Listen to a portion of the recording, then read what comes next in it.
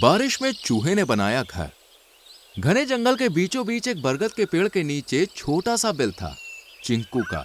वो अपने बिल से बड़ा लगाव रखता था। रोज सुबह उठता और एक बड़े से पत्ते को बाहर लटका देता, जिस पर लिखा था चिंकू का महल। एक सुबह जब चिंकू इस पत्ते को लटका रहा था, तभी मोंटी बोला, हो, चिंकू महाराज ने दर्शन दिए। पर महाराज, तुम्हारा ये महल तो इतना भी मजबूत नहीं है कि मेरी एक छींक भी झेल पाए। मेरा ये महल तुम्हारी झोपड़ी से ज्यादा मजबूत है मोंटी जी। अच्छा ऐसा है, तो आज इसके अंदर जाकर देखना ही पड़ेगा। चिंकू ने तुरंत पत्ते की तरफ इशारा किया, जिसके नीचे लिखा था बिना अनुमति प्रवेश मना है। ओहो, तो अब ऐसी बातें होंगी। हाँ, क्योंकि आपका साइज मेरे महल से बड़ा है। मोंटी जोर से हंस पड़ा। इतने में वहां टिंकू और बाकी पक्षी भी पहुंच गए। क्या बात है?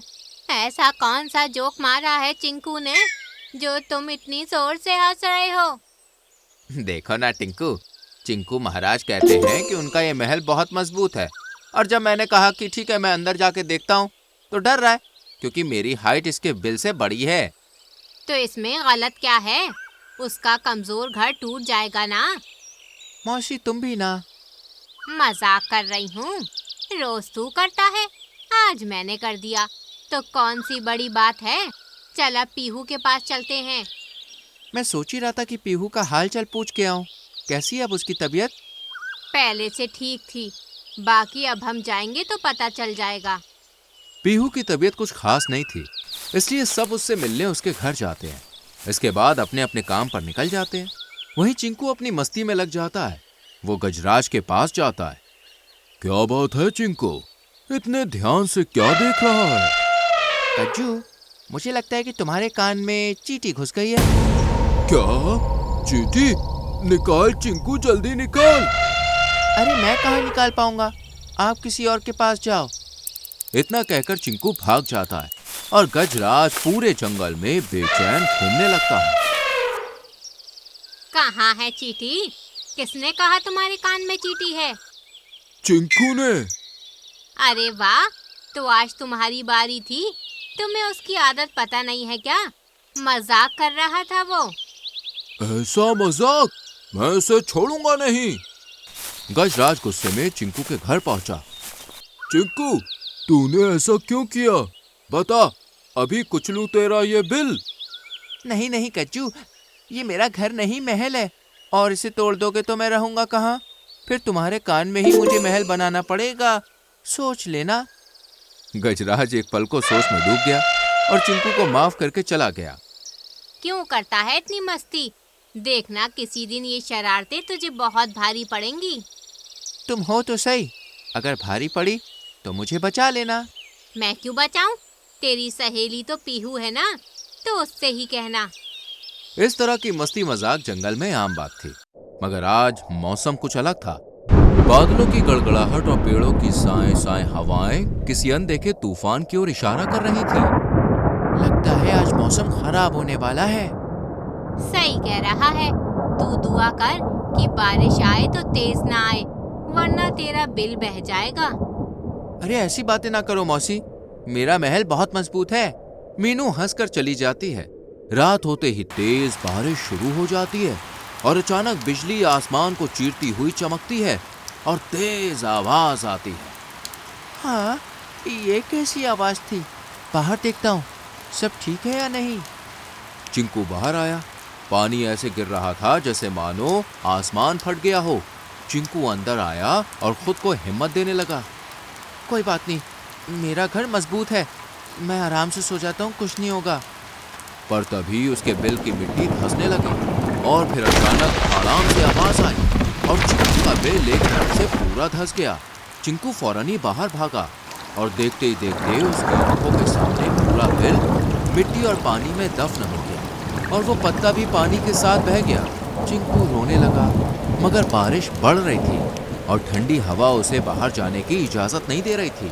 उसने कांपती हुई आवाज में कहा, अब मैं क्या करूं? मेरा तो घर भी नहीं रहा, क्या करूं? हाँ, मोंटी से मदद मांगता हूँ, वो मुझे पनाह जरूर देगा। मोंटी का घर उसी बरगद के पेड़ पर था। इसलिए चिंकू ने उम्मीद भरी नजरों से उसे आवाज लगाई। क्या है? मेरी नींद क्यों बिगाड़ी? एक तो मौसम और ऊपर से तू। पता क्या हुआ? मोंटी भाई, मोंटी ने शॉकिंग रिएक्शन देते हुए कहा। मोंटी भाई? क्या कहा तूने? मोंटी भाई? आज पहली बार तूने मुझे भाई कहा है। ऐसी भी क्या जरूरत आ गई? बोल बोल। अरे मजाक मत करो मोंटी भाई, मेरा घर इस बारिश में टूट गया है और बाहर बारिश के साथ साथ ठंड भी बहुत है।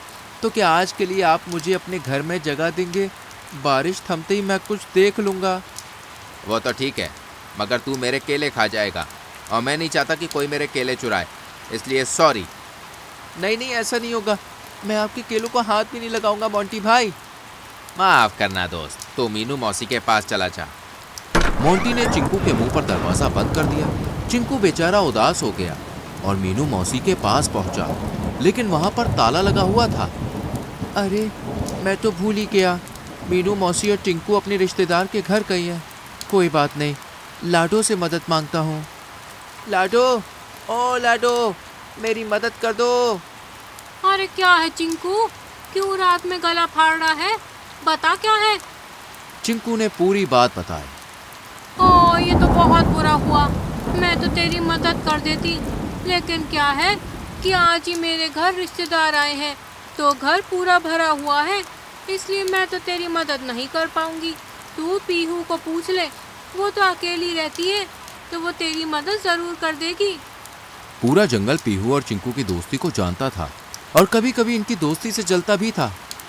मैं बेचारी पीहू को कैसे परेशान करूं?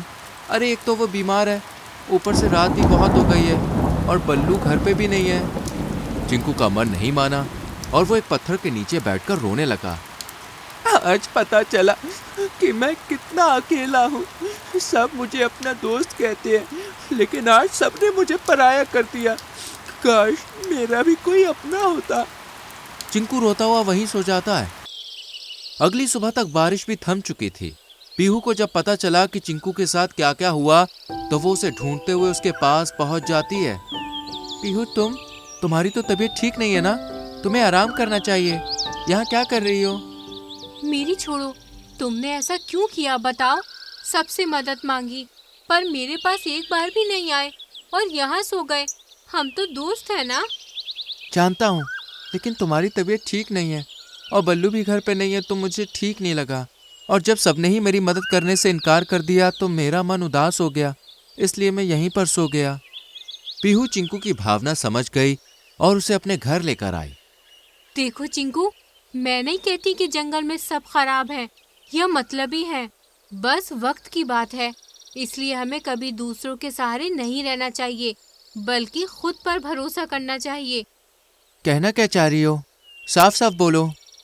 कहना ये है कि अगर तेरा घर नहीं रहा तो क्या हुआ, तू मेहनत कर सकता है और इससे भी मजबूत घर बना सकता है। चिंकू एक पल को गहरी सोच में चला गया और मुस्कुराते हुए बोला, तू सच में मेरी दोस्त है। एक ही बार में मेरी परेशानी का हल ढूंढ लिया। अब तू देखना, इस जंगल में सबसे मजबूत और सबसे बड़ा घर बनाऊंगा, वो भी अकेले। अकेले क्यों? मैं हूं ना तेरी मदद करने के लिए। नहीं नहीं, तू आराम कर, कल तो बल्लू जी भी आ रहे हैं। पीहू चिंकू का कॉन्फिडेंस देखकर बड़ी खुश हुई और चिंकू भी अपने काम पर निकल पड़ा। मौसम का मिजाज तो अभी भी कुछ ठीक नहीं है। इससे पहले कि बारिश शुरू हो मुझे मेरा घर बनाना ही होगा, पर कैसे? वो सोच ही रहा था कि उसकी नजर कुछ टूटे हुए बांस, सूखी लकड़ियों और बड़े पत्तों और बेलों पर पड़ी। उसने दिमाग में तुरंत प्लान बनाया। हाँ, इनसे घर बन सकता है, बड़ा भी और मजबूत भी, पर मेहनत बहुत लगेगी। कोई ना, चिंकू की बाजुओं में बहुत जोर है। वो अपने छोटे छोटे हाथों से बांस खींचते हुए थोड़ी ऊंची जगह पर ले गया, जो पक्की भी थी और मजबूत भी थी। इसके बाद वो लकड़ियों को खींचने लगा। अरे ये क्या कर रहे हो चिंकू? संभाल कर खींचो, कहीं तुम्हारे नन्हे हाथों में मोच ना आ जाए। नहीं आएगी लाडो, क्योंकि महाराज के हाथ उनके महल की तरह ही मजबूत हैं। दोनों ने चिंकू का बहुत मजाक उड़ाया, पर तभी वहां पीहू आए और चिंकू की लकड़ी उठाने में मदद की। मुझे सब कुछ अकेले ही करना है, इसलिए तुम जाओ पीहू। मैं जा रही हूँ, पर ये लो, तुम्हारे लिए गर्मा गर्म चाय, ताकि दिमाग तेज दौड़े। चिंकू ने सामान इकट्ठा कर लिया और पत्थरों के बीच में जगह बनाई, बांसों को फंसाया, बेलों से बांधा और घर बनाने लगा। धीमी धीमी बारिश अब भी जारी थी। चिंकू का पूरा शरीर कीचड़ में हो गया, लेकिन वो रुका नहीं। वहीं बाकी जानवर अपने अपने घरों में बैठे हुए थे। पीहू के घर के बाहर खटखट हुई। अरे मीनू मौसी, टिंकू, आ गई तुम दोनों, वो भी इतनी जल्दी? मैंने तो इससे कहा कुछ दिन और रुक जाते हैं, पर इसने सुनी ही नहीं। क्योंकि मुझे नहीं पता था कि यहाँ का मौसम खराब है। वहाँ तो मौसम बिल्कुल नॉर्मल है। बारिश को सुनकर पीहू को चिंकू की याद आ गई और उसने मीनू और टिंकू दोनों को पूरी बात बताई। अरे अरे, ये कैसे हो गए हमारे जंगल वाले? चिंकू की किसी ने मदद नहीं की? नहीं ना मौसी, किसी ने नहीं। चलो तो देख कर आते हैं। वो ठीक है, कुछ मदद तो नहीं चाहिए? नहीं, उसे सब अकेले करना है। बेचारा, कोई बात नहीं, ऐसे ही एक राउंड मार कर आते हैं। तू आराम कर, बाहर ठंड है, अपना ध्यान रख। मीनू और टिंकू जब गए तो चिंकू ने अपना घर लगभग बना लिया था। वो काफी बड़ा और काफी मजबूत घर था। वाह छोटे चिंकू, तेरा घर तो बहुत अच्छा लग रहा है। शुक्रिया मीनू मौसी, पर अभी 1 मिनट रुको बस। चिंकू ने काम पूरा किया और फिर एक बड़े से पत्ते पर लिखा चिंकू का महल और बाहर टांगते हुए बोला, आप बताओ मौसी, अब ज्यादा अच्छा है या पहले था? तू नहीं सुधरेगा, पर वाकई में अब ज्यादा अच्छा है। अच्छा, हम चलते हैं, बारिश तेज हो रही है फिर। अब चिंकू आराम से अपने घर में पैर फैलाकर सो गया। बारिश ने फिर से अपना विकराल रूप ले लिया। अचानक तूफान और भयानक हो गया। रात होते ही बिजली की गड़गड़ाहट के साथ तेज हवाएं बड़े बड़े पेड़ों को तोड़ने लगी और फिर आवाज आई धड़ाम। मोंटी का घर जिस पेड़ पर था वो भी गिर गया। बचाओ बचाओ, कोई है? मोंटी एक डाल को पकड़े खड़ा रहा। देखते ही देखते जंगल के सभी पेड़ गिरने लगे और पक्षियों के घर खिलौनों की तरह टूटने लगे। बचाओ, कोई है? मोंटी पानी के सैलाब में फंस चुका था और बहते हुए चिंकू के घर के पास आ चुका था।